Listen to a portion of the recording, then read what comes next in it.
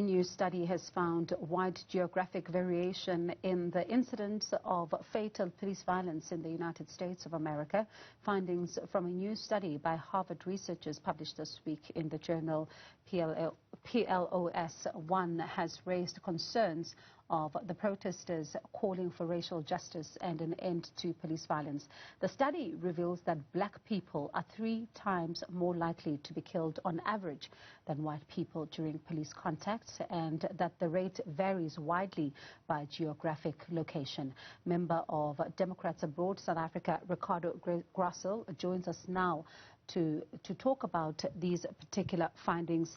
Ricardo, certainly a disturbing statistic that I just read.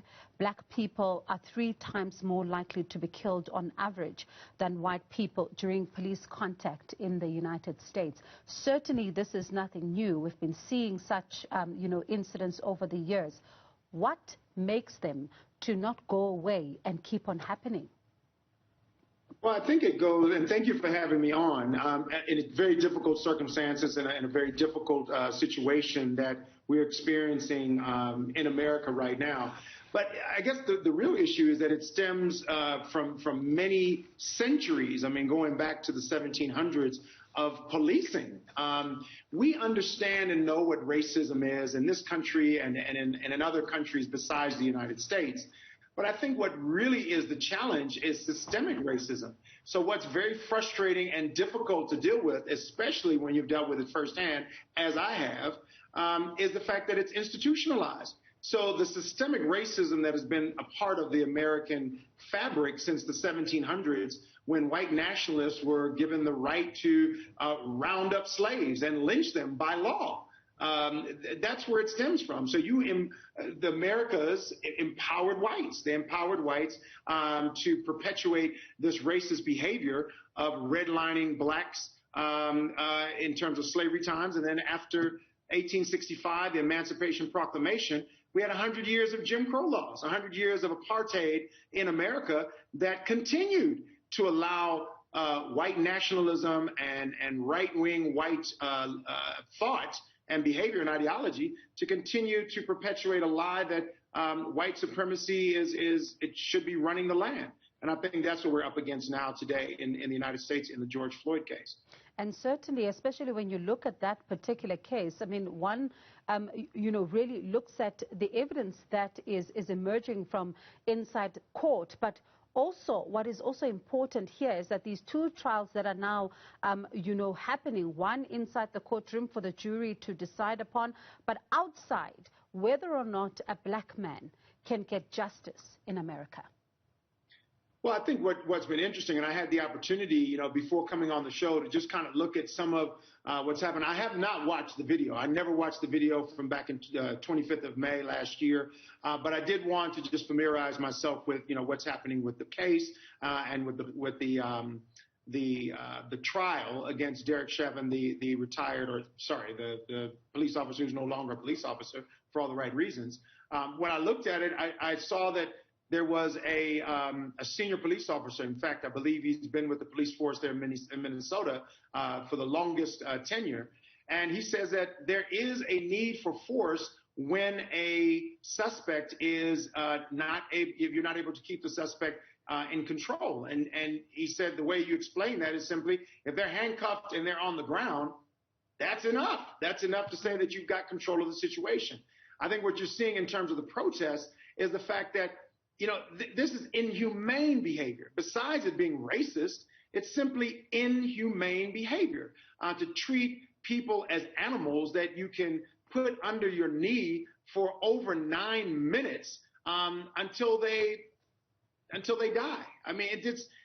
You just don't, as a father and as a grandfather, you don't want to have these conversations with your children, especially when they're children of color. My children are black and they're living in South Africa.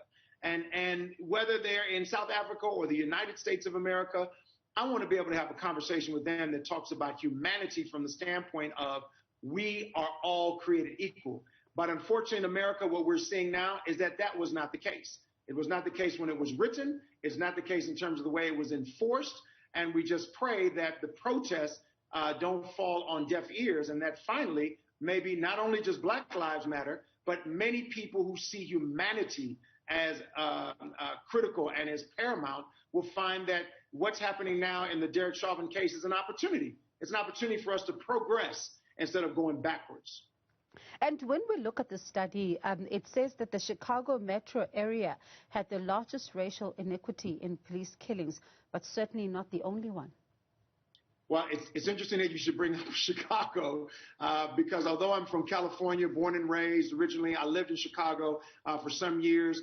And in those years, just before I moved to South Africa, and I think it was 1991, I was pulled over by a Glencoe police officer, which is just on the North Shore, north of Chicago. And it's a beautiful suburb area. It's like any suburb you get in South Africa, outside the inner city of, say, like a Joburg CBD, but only 5 to 10, 15 kilometers from the city. And driving my car to go to a casting for actors who were looking to take a role as a hip-hop artist in 1991. Height of hip-hop, wonderful opportunity for me as a youngster to make some money. And in my profession, you know, where I was actually part of a talent agency, I took the opportunity. And as I'm driving in my white Audi down Lakeshore Drive, I get pulled over by a police officer. And he didn't have necessarily a right to stop me.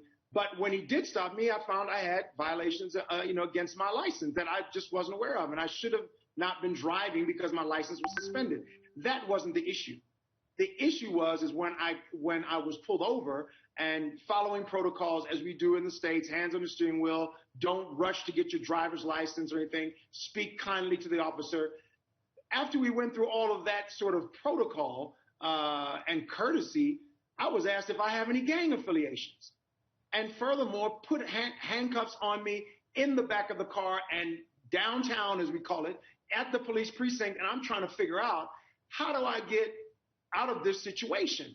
And I had lawyer friends I could call and people that are just out of law school and the whole bit. And I thought to myself, what does someone do who's actually in the hood? Someone who's moving in and out of the CBD, let alone the suburb, who is profiled as I was and gets asked if they have gang affiliations.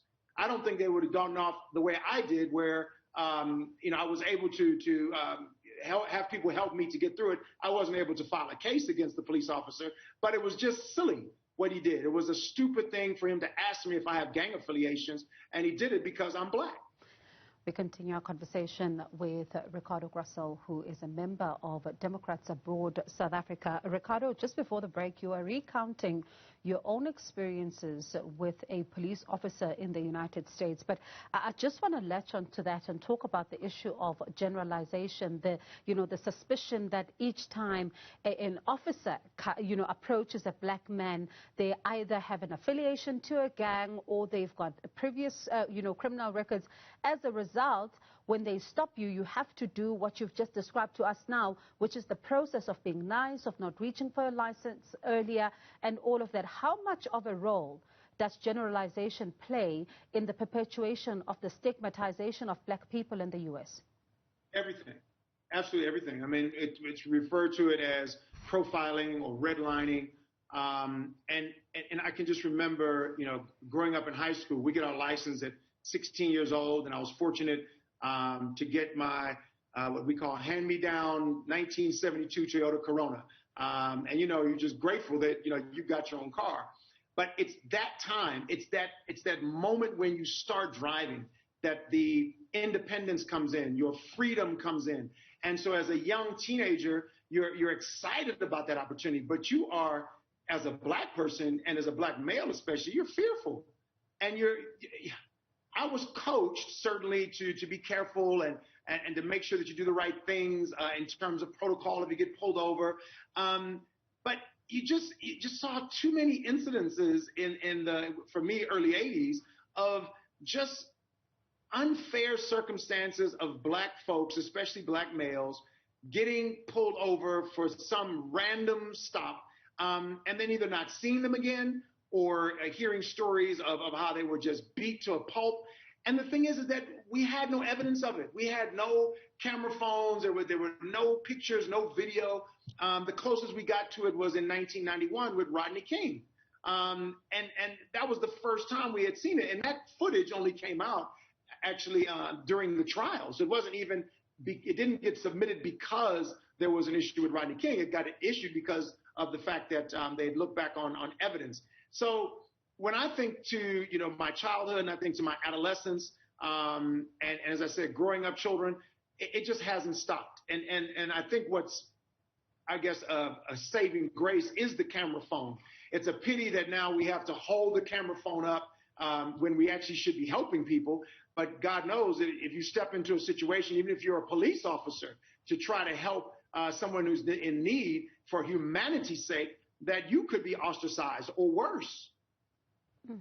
Is the criminal justice system helping? I think there's been a lot done. I mean, I spoke to my sister not long ago about this, who is a police officer. She's an ex-police officer. And so she has a special place in her heart for police officers and following the rule of law and being fair. But she's fed up, Hank. She is absolutely fed up with the codes and the secrecy and the lies, because for the most part, it is there to protect white nationalism. It is a conservative right wing that has just gone too far. So no one wants to speak out against, or I should say the right wingers, the white nationalists don't want to speak out against what is wrong for freedom and for democracy. They rather perpetuate the lies and the deceit that are keeping minorities at bay. I mean, as I said, it was in the 1700s that this started, when, fugitive slaves who made a decision to not want to be enslaved, which is every man and woman's right. There were white people who said, no, that you were born to be a slave and your children will be slaves. And this went on and on and on. And even to this day, we have an ideology that is storming the Capitol. We have an ideology that is celebrating lies and deceit, still saying that the ex-president won the election. I mean, and this it just baffles me to think that we're having these conversations in 2021 when we should be talking about progress. We should be talking about how to get over the challenges that we're facing now, which are dire. But yet we still have to go back 400 years to the same sort of narrative of white supremacy and white nationalism that doesn't want to accept that humanity comes first and that democracy is there to protect what is supposed to be we the people, and the people is supposed to be all of us. And from what you're describing, then it's no surprise that we then saw the events that we saw on January 6th, at Capitol Hill. On the one hand, as an American citizen, I'm still shocked. I mean, you just don't think it can go that far. I mean, it was something that the FBI said recently that really, I think, brought it to bear, and maybe, shouldn't be as shocking as I believe someone else has driven into the barricades there in D.C. and injured 2 police officers who are still in hospital. And I believe they've taken the suspect out that was trying to storm the Capitol with his car and go through barricades there in Washington, D.C. I think where we've gotten to, as the FBI has said, is that the biggest threat to the United States in terms of domestic terrorism is white nationalism. That is the biggest fear that plagues the country. Yet white nationalists themselves want us to fear the growth of multiculturalism, the growth of merit over titles, and the growth of a generation of Americans who have, through blood, sweat, and tears, made the United States of America what it is, trying to be that more perfect union. Ricardo, thank you so much for your time tonight. Certainly do appreciate those insights. Ricardo Gressel, he is the member of Democrats Abroad South Africa. Certainly, as you saw here on the show yesterday, those scenes just outside Capitol Hill there when a car rammed into a barrier there and injuring some police officers. And we do understand, of course, from Capitol Hill Police, who were briefing the nation shortly after that incident, who said that one of the officers has died. Certainly, it does look like the United States still has a long way to go when it comes to, curbing such incidents, and even the incidents around race. And even from what Ricardo describes, white nationalism is really becoming a problem. Let's go